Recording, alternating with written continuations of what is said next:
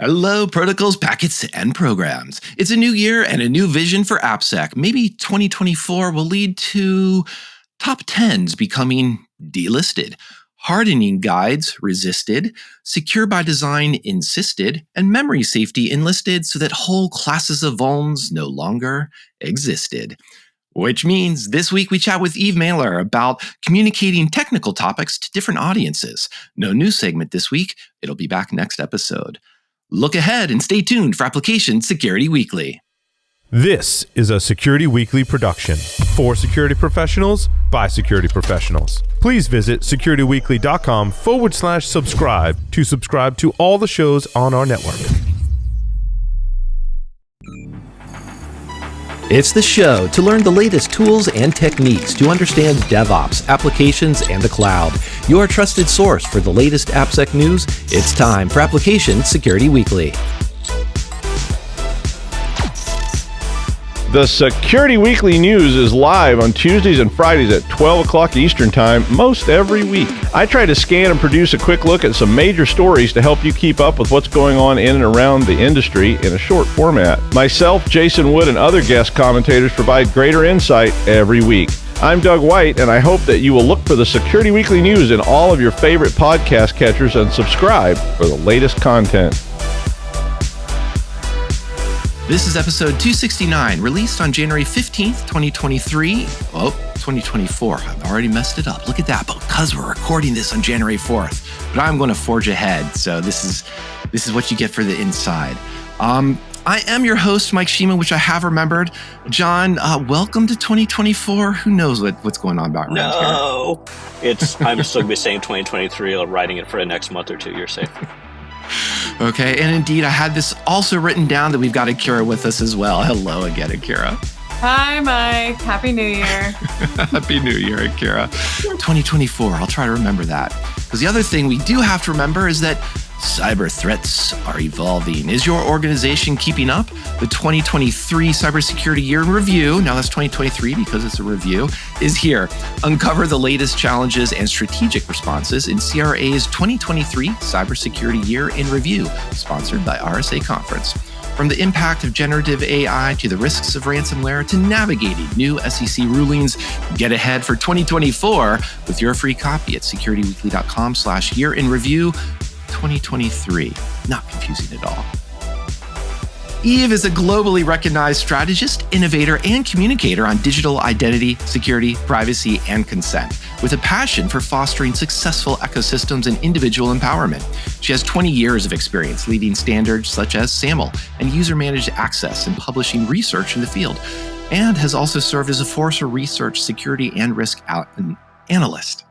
Hello, Eve. Thank you for joining us. It is a pleasure to be back with you, Mike, and everybody. Pleasure indeed. Happy New Year as well. We last spoke with you almost 6 months ago in episode 249 about identity and identity in things like cars. Mm-hmm. And we wanted to invite you back to to continue a conversation on the communication aspect. We've done some riffs on presentations and so on. And you actually spoke at RSA about identity. You've spoken at some identity unconferences. Mm-hmm. And we'd love to just hear some of your approach to presentations, responding to CFPs, and especially for those who are new to the industry or new to speaking, I should say. So that's my talking out of the way.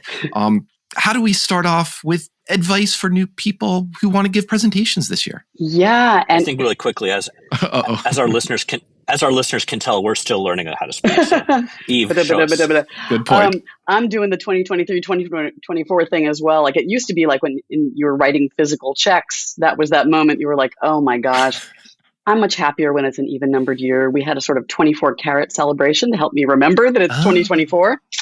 So, I mean, maybe there's a tip right there is, mnemonics. But indeed, people who may be actually quite advanced in their careers, quite mature doing what they do, still struggle with communication. It's tough. It's tough to interact with, thinking about AppSec and thinking about API, some of my favorite topics, figuring out the contract of communication between you and a whole audience, you and another person. You're trying to convey something, get something out of the conversation, the very first thing is, figuring out, well, what is it you're trying to achieve in communicating? And to do that, you really need to build a sense of empathy. Like, okay, they're not you. Imagine you're them. What is it why are they even caring about why you're opening your mouth? So, step one for me is, identifying and empathizing with the audience. And, that might look to some people like persona development, and that's probably a fine way to go about it. Yeah, persona development. We're reaching into marketing terms here, but those can be beneficial, right? As you point out. But we're also, one of the angles I wanted to pick up here was technical topics. So, yes, of course, we do need to have some empathy, but also we have potentially empathy with an audience who isn't aware of the topic, isn't familiar, or is maybe only peripherally familiar with the topic. So, how do we go in with something that's perhaps more education than persuasion? So, education is a really fun area of presenting because you're trying to achieve knowledge transfer, and you probably will have some of your own opinions in it. You might be quite opinionated about what you're sharing, but you kind of know the parameters a little bit more.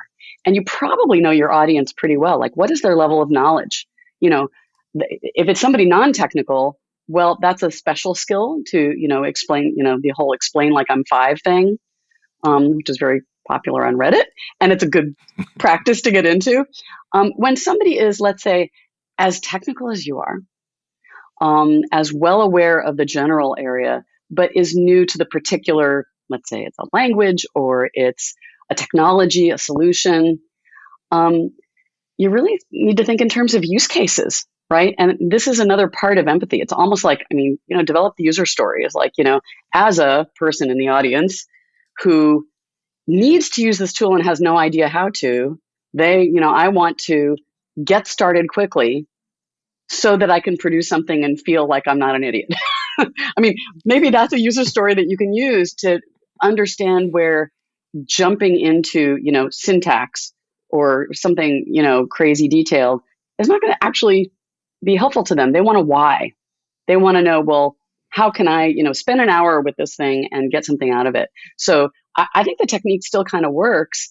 It's kind of respecting who you have in front of you and respecting what they know and respecting what they don't know. Yeah, I think that why do I care is kind of what you're alluding to as the audience perspective, rather than why do I care about syntax or something like that. As you do this, though, there are a couple traps that technical presentations especially can fall into. One could be demos, or this is here's just a screenshot of a console with 11-point font or smaller that nobody can read. So there's, especially you've worked with SAML, you've worked in a lot of these technical areas. How have you approached presenting the syntax or presenting the semantics or presenting a lot of these technical aspects visually for people who learn that way? Yeah. For a certain kind of audience where they'd really rather just see something live and like open up a terminal window and go, and then you can make it super interactive. But that doesn't work for everybody, particularly if you're creating some material that needs to be reusable. And so one of the things I did years ago, I wonder how AI is going to change all of this and make some of it surplus to requirements. But this was something that I did for SAML back when SAML was completely new. And, in 2001, we needed to teach people why it even existed. And yes, so I came from the XML world. And so I was showing the XML format of the sort of packets of information that are supposed to be flowing around. And what I did was I added little cartoon bubbles as if there were a voiceover that somebody could look at. And so it was kind of the cartoon version of, look here first. Oh, by the way, you got to look here next to understand why this is here. And then kind of 1, 2, 3, 4, 5 and have speech bubbles. So it's a technique that I use to make, what is this, kind of a code, to make it readable so that somebody doesn't just see a wall of text. And if they're even not familiar with XML, and who would be these days? It's all going to be JSON, so that they could kind of get started and go, okay, I get it. This is wrapping this, and it's here because this reason. And honestly, you can go find the SAML basics thing out on the web now, and I'm pretty sure people go and find it and use it. So certain kinds of packaging of information can really have longevity. So that's a technique that I've used. is kind of the voiceover on a screen. You know something, you're hitting close to home on this conversation here. And I think what's interesting for our listeners to think about too is, and I think this goes over all these, we've been on this kick for a while now about presentation, and we're thinking about being on stages and giving talks. When you're in a relatively decent sized company and you've got a lot of documentation, it's not so much from an application developer or security person's point of view of like documenting the firewalls or the AppSecs or whatever have you, but I think a really important part of this for people to think about is not just getting on that stage, but like someone new joins your company or someone new moves from into your new team, or they get promoted or a new manager or whatever else, right? How do you emote and sort of have those same sort of things for them? So I think this conversation is hopefully going to open a lot of eyes, not just for those who want to get on stage, but help their coworkers. Seeing documentation as a kind of adjacency to presentations, I think it's really wise, because I've seen in different companies this evolution of documentation. It goes from, here's the chapter and verse, walking A through Z through every component. And then you realize that people are not responding well to that. I mean, you cataloged it. Yay, that's good. You know the facts. But that's exactly where you need to figure out, well, why they care and why they need to know. And you start getting this more use case based approach. So you might have the A to Z version there. Like, okay, I think in terms of man pages, I go back to, helping craft those and edit those for Digital Equipment Corporation. And what's really interesting. Oh, that's your fault. I know. I'll take the blame. Hey, I'm used to it. No, but I mean, that's a great example, right? If you're doing a man page, or go back to the ask, and this might have been where you're going, I'm sorry. Yeah. But if you're going back to a man page, like how do you put a diagram in there? Like, do you do ASCII, or how do you get those points across? And it's sort of meeting the reader where they are. Here's where it gets really interesting, because I think there's like a little bit of magic to man pages that I only realized, slowly over time back in the day, that there was this kind of graph. There was an information graph in the See Also section of man pages, everything it linked to.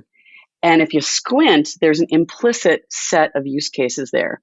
And so if you can draw out what problem is being solved with the right points, the right nodes, and like you're seeing the edges there listed by linking off. I mean, it was hyperlinking in the early days. You've started to get some reasons to write something higher order, and that's the evolution that I do see in companies. They got documentation that's A to Z, and then they need the documentation that's like paths through the information. And a presentation is a great format for paths through the information, like a curated, random walk through the links, essentially, where you can sort of tell different stories. And suddenly you have a narrative like, oh, let's say you're trying to do X. Well, start here, make sure you get this under your belt, try it to see if that works. And then you can sort of proceed to kind of chunk higher and higher. So, I mean, that's a great way inside of companies, because like folks who need to know something, they're going to be experienced in something they had, let's say in their previous role, and they're just coming into this new role. They have analogs of the knowledge. And so finding ways to hook into that to make the analogies for them is a way to kind of solidify it in their minds. Human beings are still, in essence, sitting around campfires telling stories. So if you can figure out how to tell a story about, building whatever the next system is or configuring something. You made me think of one more analogy there that I want to put out, going back to the man examples. And another way to do that is it could be a difference in, I'm going to trigger some of our listeners maybe, man 1 versus man 3 versus man 5. Yep. So yes, again, who is that target audience that you're talking to? But anyways, that is an audience distinction. Absolutely. I know all the old timers are like, yep. Or else they're going, yep. Yeah. Do I need the API? Do I need the command line? That messed me up for so many times. There's so much wisdom, actually. The wisdom of man pages would be a great, I don't know, blog post or something. Well, and maybe let's play with that man page tangent a little bit, because there's an aspect of it too that I like as a constraint, in the sense of I always appreciate a man page that I have to scroll through, hit that space bar no more than once. Yes. So, it fits on a single console. I'm curious, I see you nodding for seeing this, Eve. Yeah. I'm curious, how does that translate to either the way you type, the documentation you do create, or the way you approach, that presentation, having that brevity is the soul of wit. Absolutely. To get our first Shakespeare quote in here. Constraints are our friend. They don't feel like it in the moment, but I like to say you can't get poetry without constraints. Like, there was this whole sea shanty thing going around a little while ago. Everybody's writing security sea shanties, and it's got this certain cadence. Yes. And suddenly you have to be really creative when faced with those constraints. And so the constraints of length, the constraints of time, the constraints of even if you're physically in a room, the room you're in, and whether people can hear you. And you were talking about tiny fonts, and I know that's sort of a peeve of yours, Mike. And honestly, it's everybody's peeve. You're sitting in the back kind of going, okay, do I need a new glasses prescription or is it them? All those things can help to shape the final thing and make it just be optimal. And that means, and there's a principle in communication generally, the pyramid principle. You start with sort of a little bit, and then you kind of expand out according to, the capacity for your audience to really absorb and for your, capacity to explain. So building talks in that way is a really great way to think. You sort of start with an outline, and assuming it's something you know a lot about, you can go really pretty deep, but you don't want to go deep at first. You kind of want to circle around and make wider and wider circles.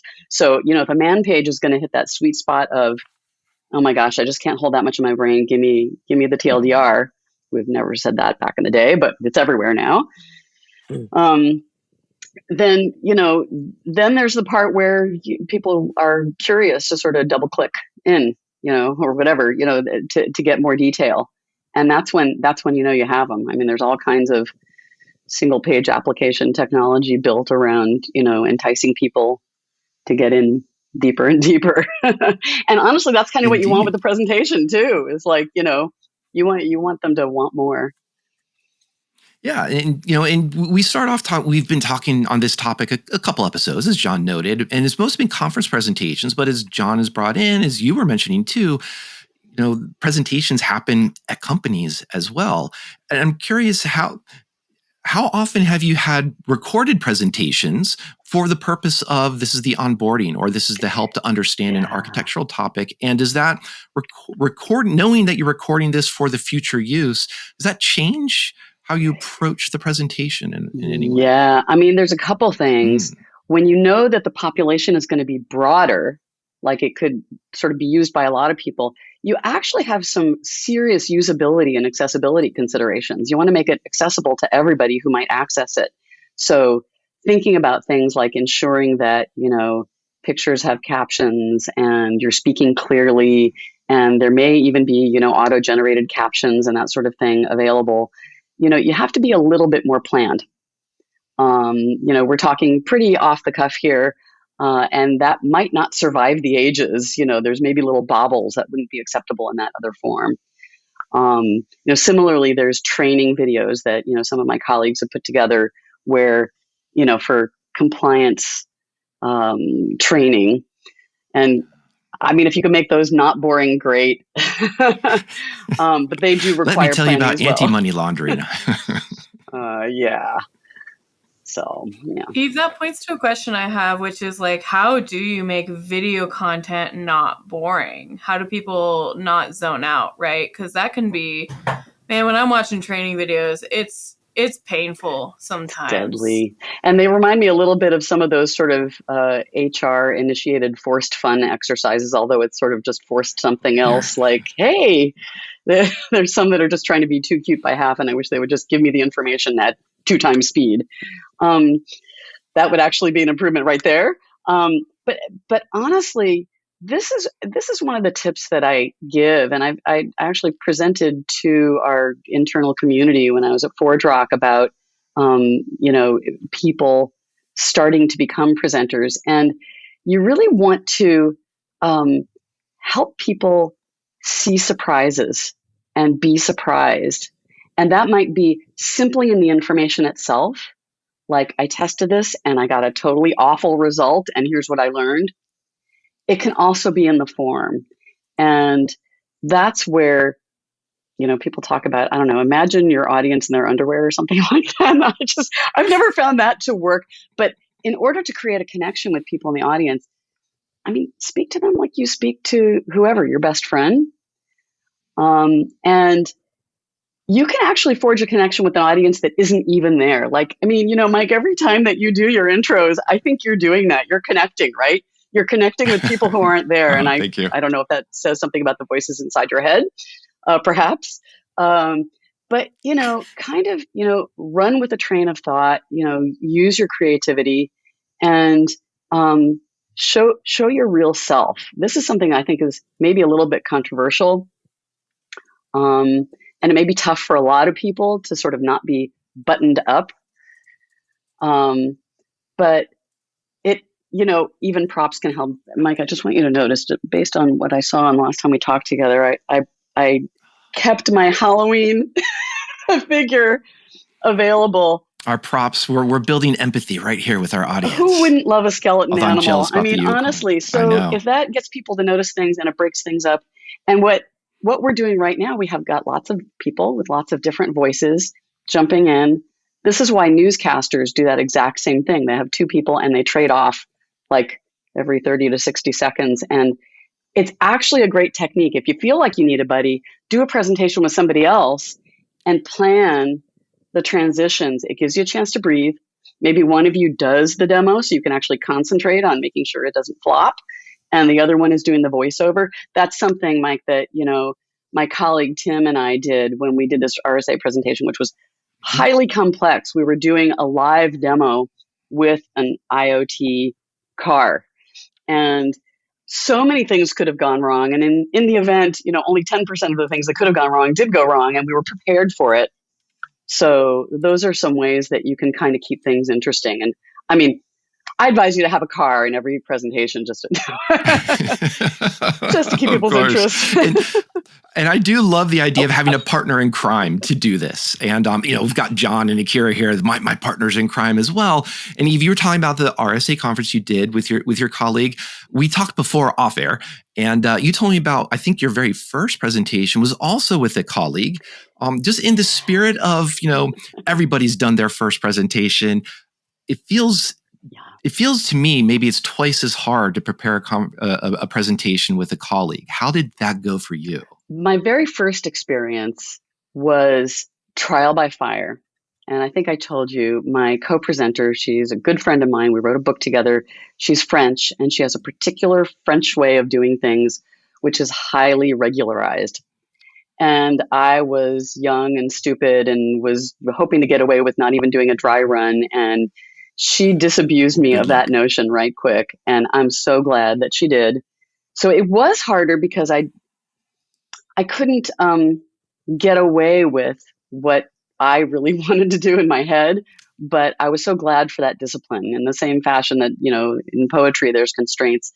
In having a French co-presenter, there's constraints. And I highly recommend that as well. But so it's harder because you have to be sure of your transitions. And you have to, you're actually forging a kind of a contract with them about, maybe you're less organized and they're more organized or vice versa. You kind of need to come to an accommodation about what you think a good, result looks like.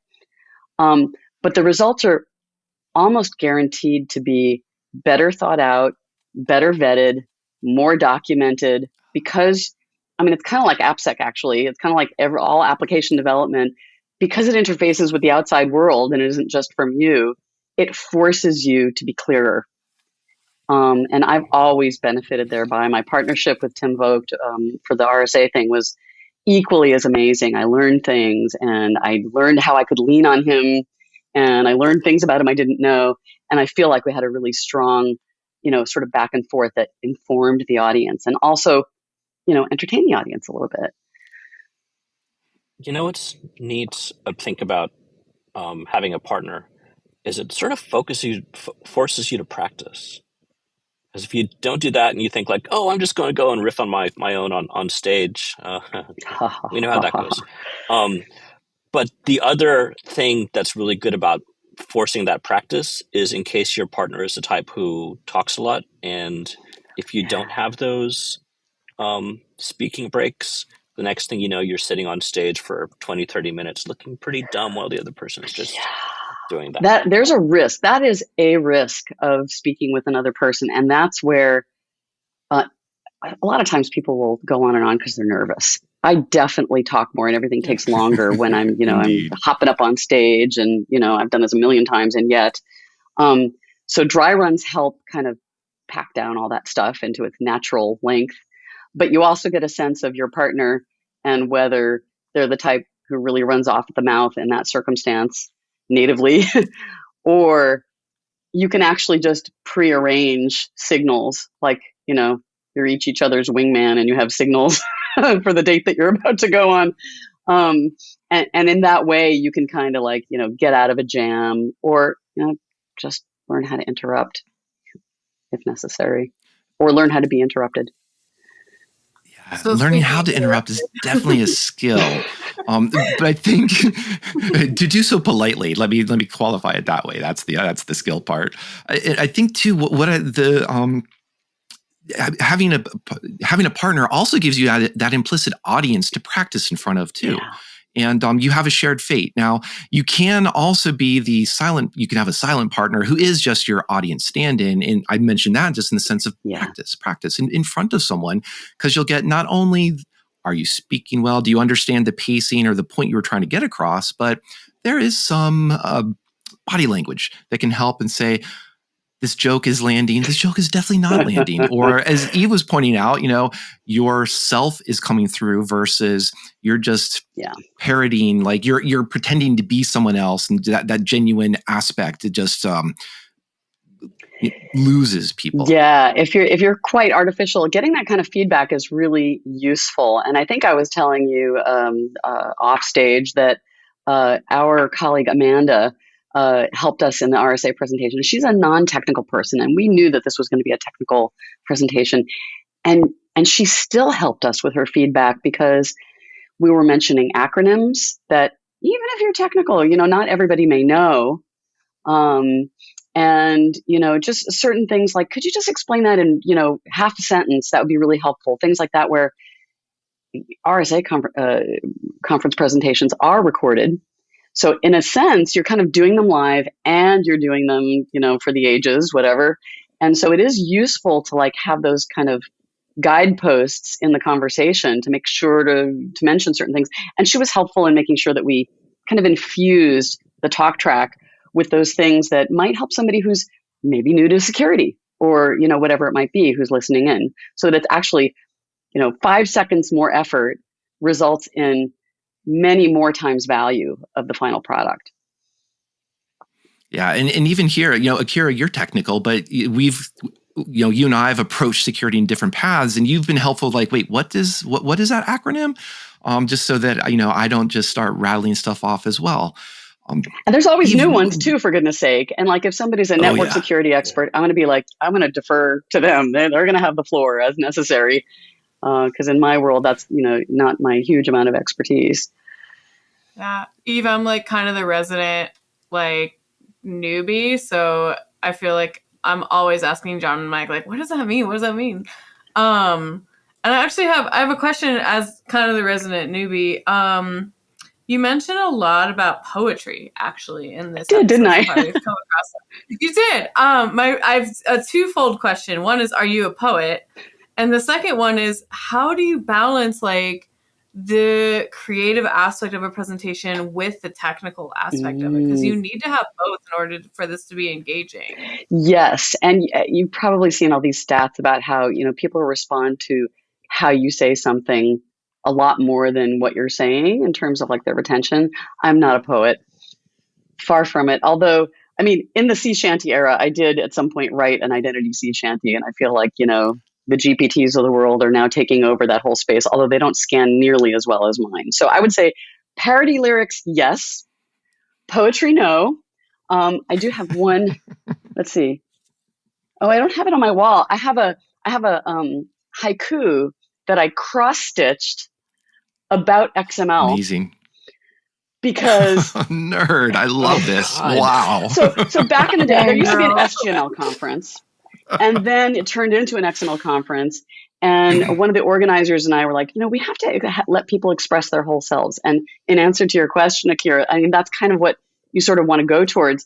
And we ended up putting an artwork exhibit component into the conference. And it was amazing. Actually, some of my cross-stitching is up on the wall there. There's like a document type definition anyway, yeah, it went really deep and people got really into it. And I learned so much about them, and it was so creative. And like, honestly, we're in creative fields. These are all creative fields.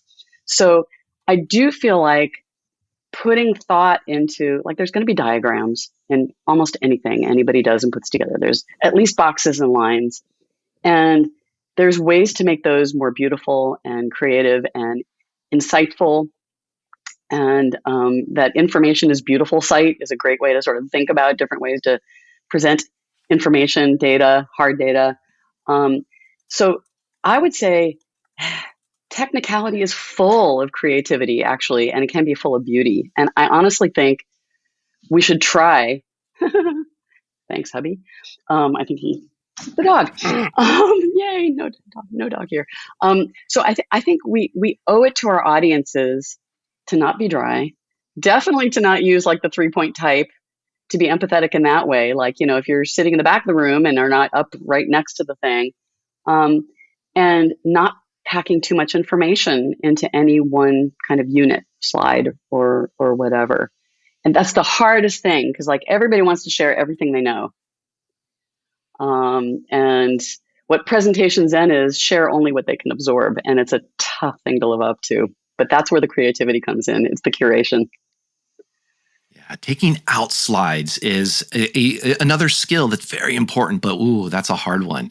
And as we also are working under constraints of our own podcast segment time here, Eve, we did talk a little bit about, presentations within an org, within a company, presentation at conferences. Yeah. I want to ask you really quick, you're a fan of the identity unconferences. Yeah. Tell us a little bit about that format. Like what makes that fun, different? Why should people look into those too? So the unconference or the open space methodology format is really interesting because it doesn't require a huge amount of planning necessarily.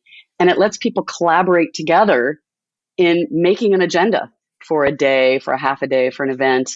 And there's a famous one called the Internet Identity Workshop that's held twice a year in Mountain View, California. And at this point, like 350, 400 people are showing up, and we all collaboratively make the agenda every day. There are slots. And the idea is to replicate the best parts of the formal conferences one has been to, where it's all about like the coffee breaks and the hallway conversations.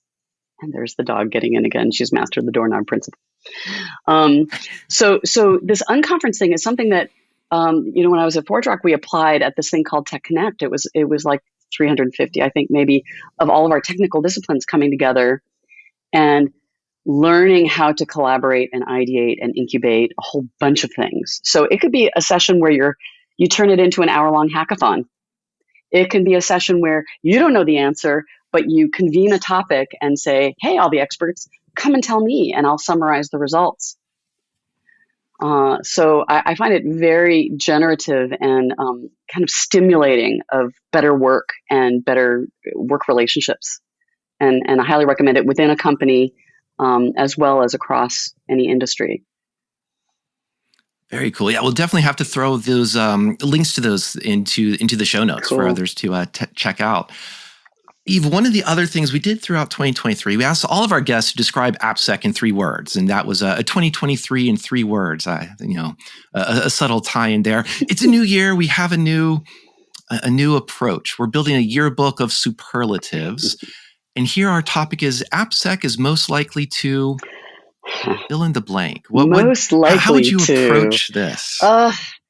Well, I think I'm going to stick with the first thing that came to mind, which is that AppSec is most likely to feel smug when some component lower down in the stack is compromised. And that perhaps is what we want to avoid. Yeah, it's going to be a long year.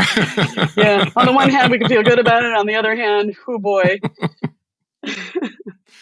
Well, if it's in the network stack, we won't call you. But otherwise, Eve, if it's identity, we're definitely going to have to bring you in, especially if it's that XML parsing and SGML. Who knows if anybody can read this anymore? Yeah, including me.